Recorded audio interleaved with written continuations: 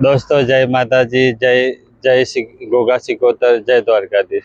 તો મિત્રો, આજે અમે જઈ રહ્યા છે સારણપુર દાદાના દર્શન કરવા. તો આજે હું તમને દાદાના દર્શન કરાવીશ અને અમારો આ ફરીથી નવો વ્લોગ છે દાદાના સારણપુર દાદાના દર્શન કરવા. તો મિત્રો જોડાયેલા રહેજો મારી સાથે. તો મિત્રો અમારી ગાડીમાં ગેસ ખતમ થઈ ગયો છે અને ગેસ પુરાવા અમે સીએનજી ઊભા છીએ.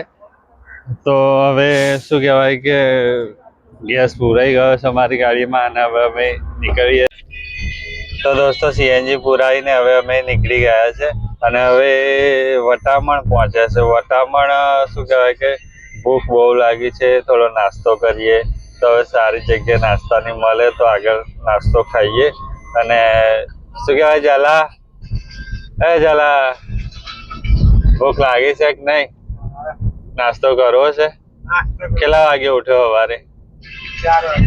4 વાગે. ચાલો 4 વાગે ઉઠીને અમારે રાહ જોઈને બેઠો હતો અને શું કહેવાય કે અમે 6 વાગે અમે ઝાલા જોડે પહોંચ્યા હતા અને હવે જઈએ છીએ આપણે સારણપુર. તો વટામણ પહોંચ્યા છે, થોડી ભૂખાઈ લાગી છે. તો હવે આગળ ક્યાંક સારી જગ્યા નાસ્તાની મળે તો નાસ્તો કરી લઈશું અને જોડાયેલા રહેજો મારી સાથે વ્લોગમાં. હું તમને દાદાના દર્શન કરાવીશ. હે ઝાલા બોલજો આ બાજુ આવીને વ્લોગમાં તમે જેવું. તો દોસ્તો ગાડીમાં થોડું શું કહેવાય કે બહુ આઘું છે અને આઘું એટલે ઘણું, પણ શું કહેવાય કે બેઠા બેઠા થોડું કંટાળો આવતો હતો. તો અમારા જીડી બાપુને થોડું કહીએ કે કંઈક આનંદ મંગલ થાય એવું કંઈક આલાપ સંભળાવે, કંઈક ગાઈને કંઈક સંભળાવે. તો જેડી બાપુ કંઈક સંભળાવો અમને ગાવાનું. ટેપ નહીં, અમારે તમારો આલાપ સાંભળવો છે તો થોડુંક કંઈક મજા આવે એવું કંઈક સંભળાવો અમને.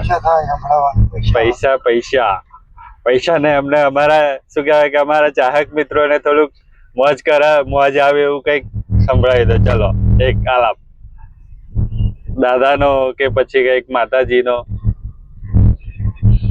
સાળંગપુર જઈને સંભળાવી, મજા આવશે. એવું છે સારણપુર.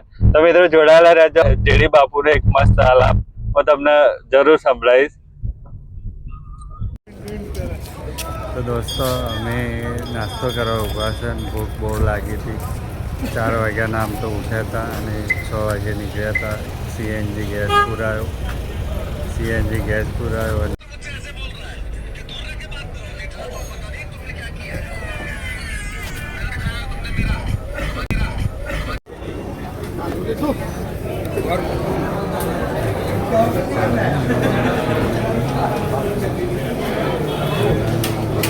નહીં તો ખવડાવશો તો બધું લઈશું. જાઓ ચાલી આવો ઝાલા.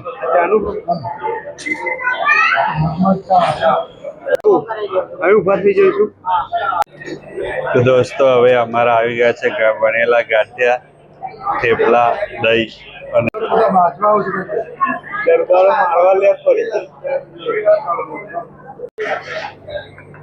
મારા જેડી બાપુ કઢી પી રહ્યા છે.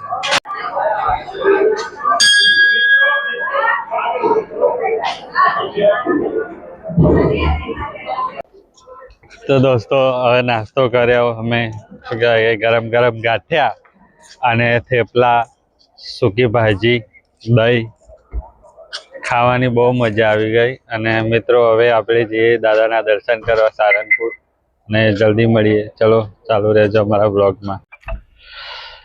આજ કળિયુગમાં પરચા પૂરે હનુમાનજી, કષ્ટ ભંજન દેવ સત્ય છે.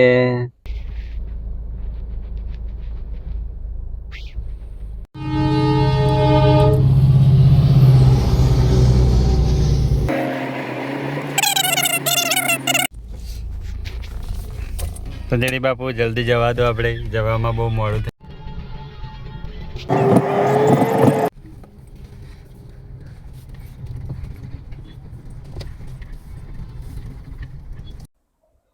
હેલો મિત્રો, તો આવી ગયા છે અમે સારણપુર દાદાના દરબારમાં. તો મિત્રો બહુ શું કહેવાય કે આઘું ઘણું બહુ હતું આઘું, પણ શું કહેવાય કે મજા આવી અને આખરે દાદાના દરબારમાં આવી ગયા છે સારણપુર. તો હું તમને થોડી જ વારમાં દાદાના દર્શન કરાવું. ગાડી પાર્કિંગમાં મૂકી છે અને હવે જઈએ દાદાના દર્શન કરવા.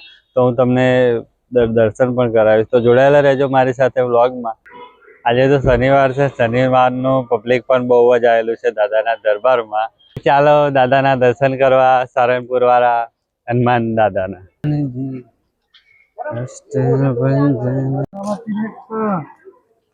તો દોસ્તો આપણે આવી ગયા છે દાદાના દરબારમાં અને આજે શનિવાર છે. પબ્લિક બહુ બધું આવ્યું છે. તો દાદાના ભક્તો બહુ આવ્યા છે. આજ તો શનિવાર છે ને એટલા માટે.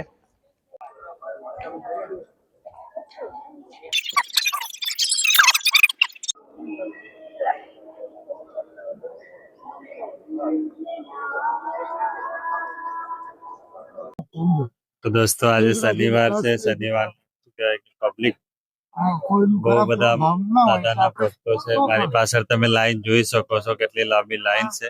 છેક પાછળ ગેટે લાઈન અડી ગઈ છે. અને શું કહેવાય કે શનિવાર છે એટલે ભક્તો તો ઘણા રહેવાના. ભીડ પણ બહુ છે. લાઈન પણ બહુ લોબી છે. છેક ગેટે પહોંચી છે. તો જોડાયેલા રહેજો અમારી સાથે વ્લોગમાં. અને શું કહેવાય કે હું તમને દાદાના દર્શન કરાવીશ. તો મિત્રો બન્યા રહેજો અમારી સાથે.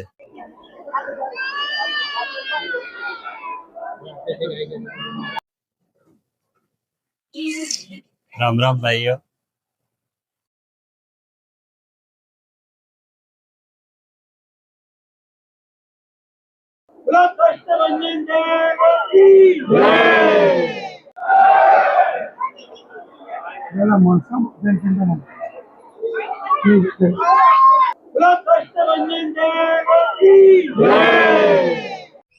હે સારંગપુર દાદા, સૌનું ભલું કરજો, બધાનું સારું કરજો. જય શ્રી રામ. તો મિત્રો અમે દાદાના દર્શન કરીને હવે બહાર નીકળ્યા છે. અને શું કહેવાય કે 1 કલાક લાઈનમાં ઊભા રહ્યા. બહુ પબ્લિક હતું પણ દર્શન કરવાની બહુ મજા આવી. અને શું કહેવાય કે આજે શનિવારનો દિવસ છે. તો શનિવારના દિવસે પબ્લિક બહુ આવ્યું છે. તો લાઈન પણ બહુ મોટી હતી. છેક મંદિરેથી ગેટ સુધી લાઈન હતી.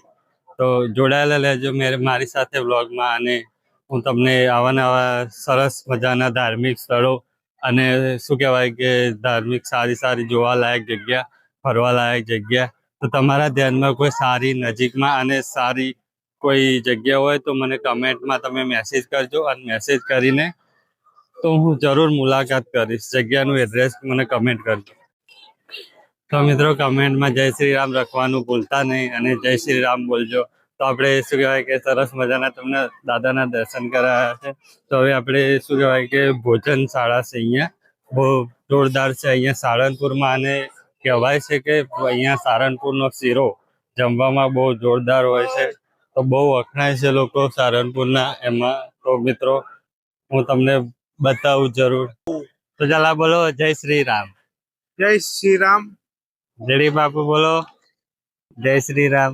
જય શ્રી રામ. જય શ્રી રામ. કેવું લાગ્યું દર્શન કરીને? એક શનિવાર આયા હતા એટલે એમ 5 ભરીએ દાદાના દર્શન કરી મજા આવી. તો ચાલો દર્શન કરીને કેવું લાગ્યું દાદાના? મજા આવી? મજા આવી ને? હા. તો બોલો જય શ્રી રામ.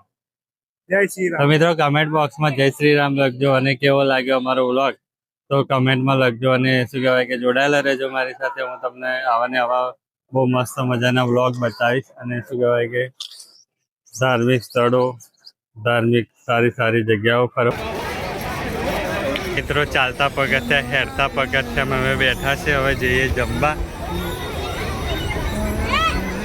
કેવું લાગે? હેરતા પગથિયામાં આયા અમે હેરતા.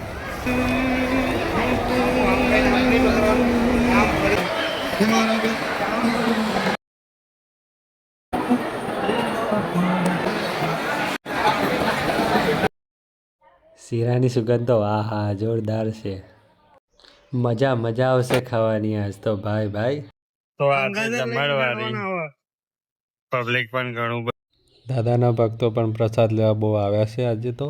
તો મિત્રો જમવાનું બહુ જોરદાર છે. આહા, મને તો જોઈને જ મોઢામાં પાણી આવી ગયું છે. તો દોસ્તો અમે શું કહેવાય કે જમવાનું બહુ મસ્ત હતું. કહેવાય છે કે સારંગપુરનો શીરો બહુ જોરદાર હશે. શીરો પણ મેં તમને બતાવી દીધો છે અને ટેસ્ટમાં પણ બહુ જોરદાર હતો શીરો. તો દોસ્તો જમવાની મજા આવી. મેં તમને જમવાની શું કહેવાય કે ધર્મશાળા કે ભોજનાલયમાં અમે ગયા અને તમને હેરતા પણ બતાવ્યા વિડીયોમાં. બહુ મજા આવી જમવાની. જમવાનો ટેસ્ટ બી બહુ જોરદાર હતો. શું કહેવાય કે મજા આવી. અને શું કહેવાય કે અંદર સુવિધા, સ્વચ્છતા અને શાંતિ બહુ મસ્ત જમવાનું હતું. ભોજનાલય બહુ જોરદાર હતી.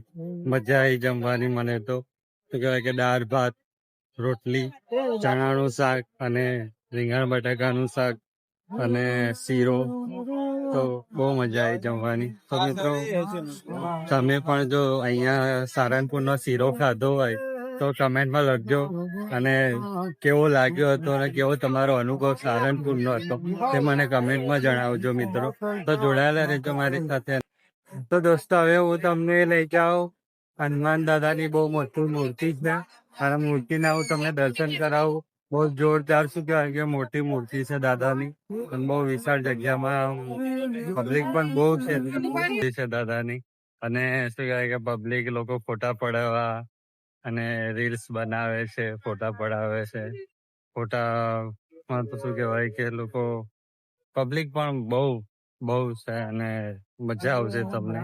તો તમને મારો વ્લોગ જોઈને કેવું લાગ્યું તો કમેન્ટ કરજો, કમેન્ટમાં લખજો કે ભાઈ કેવું લાગે. હવે હું તમને બતાવું દાદાની બહુ મોટી વિશાળ મૂર્તિ.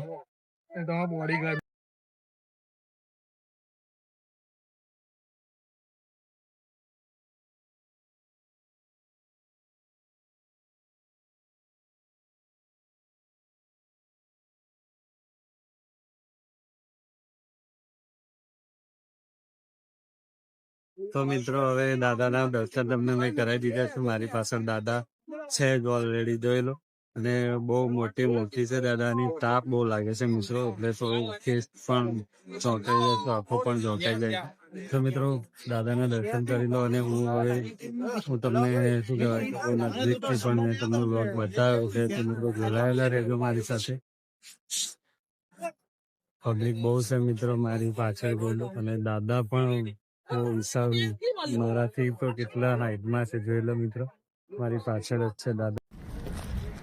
તો બોલો કષ્ટભંજન દેવ કી જય, જય શ્યાવર રામચંદ્ર કી જય. તો મિત્રો હવે શું કહેવાય કે આપણે ચાલો હવે ઘેર જઈએ. તો મિત્રો હવે મેં તમને દાદાના દર્શન કર્યા અને તમને દર્શન કરીને કેવું લાગ્યું એ કમેન્ટમાં કરજો અને જય શ્રી રામ લખવાનું ભૂલતા નહીં. તો મિત્રો હવે બ્લોગ અહીંયા જ હું પૂરો કરું છું. ફરી મળી આપણે નવા એક ધાર્મિક સ્થળ અને સારા ધાર્મિક બ્લોગ. જય શ્રી રામ, જય માતાજી, જય ગોગા સિંહ.